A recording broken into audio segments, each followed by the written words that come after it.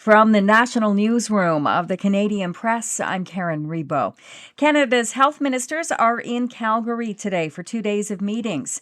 Among topics up for discussion among the federal, provincial, and territorial health ministers will be interprovincial credential recognition and funding agreements.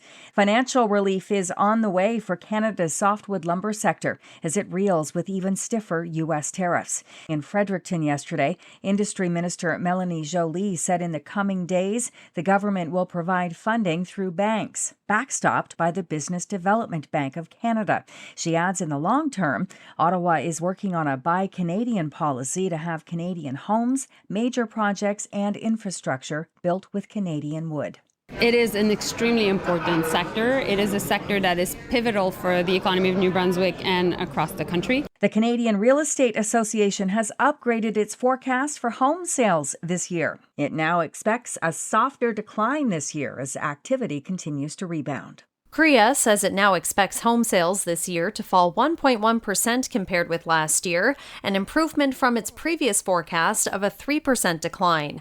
The national average home price is expected to dip 1.4% to roughly $677,000.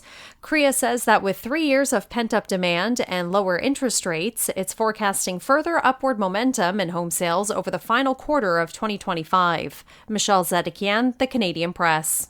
Thousands of Alberta youths have lost access to vital school food programs, and many are going hungry as a province-wide teachers strike and cancelled classes drag into a second week.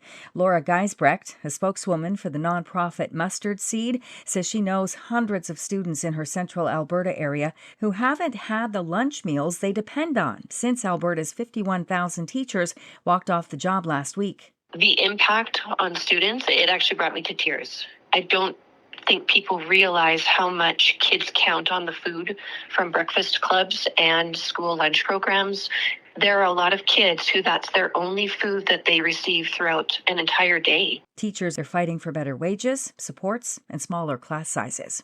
And from the "you can't make this stuff up" file, Ontario Provincial Police are reminding rookie drivers that a real supervising driver must be in the car with you. Police in Dufferin County, northwest of Toronto, pulled over a 19-year-old G1 driver along Highway 10 in Melanchthon Township for a traffic violation. Well, officers found that the young woman had a plastic skeleton buckled in a seat. Police remind all G1 drivers that their restrictions require having a qualified, licensed driver with them and that person must be alive and sitting beside the driver. This is the Canadian Press. In sports, Canada's lone Major League Baseball team has flexed its playoff muscle in Seattle. After dropping the first 2 games in the American League Championship Series at home, the Toronto Blue Jays offense finally came alive last night at Seattle's T-Mobile Park. The Blue Jays racked up 18 hits en route to an emphatic 13-4 win over the Mariners. Toronto third baseman Addison Barger belted out one of the Blue Jays' 5 home runs to break out of his hitting slump. Oh, it feels great. It obviously helps the confidence going into the next day a lot. Homers are sick. Game 4 will be played tonight in Seattle. The National League Championship Series resumes tonight back in Los Angeles. The Dodgers are up 2-0 against the Milwaukee Brewers. The Calgary Flames lost 3-1 to the Utah Mammoth. And in tennis, Canada's Leylah Fernandez moves on to the 3rd round at the Japan Open. From the Canadian Press, I'm Karen Rebo. Thanks for listening. Don't forget to follow and subscribe. For more of today's top stories, visit thecanadianpressnews.ca.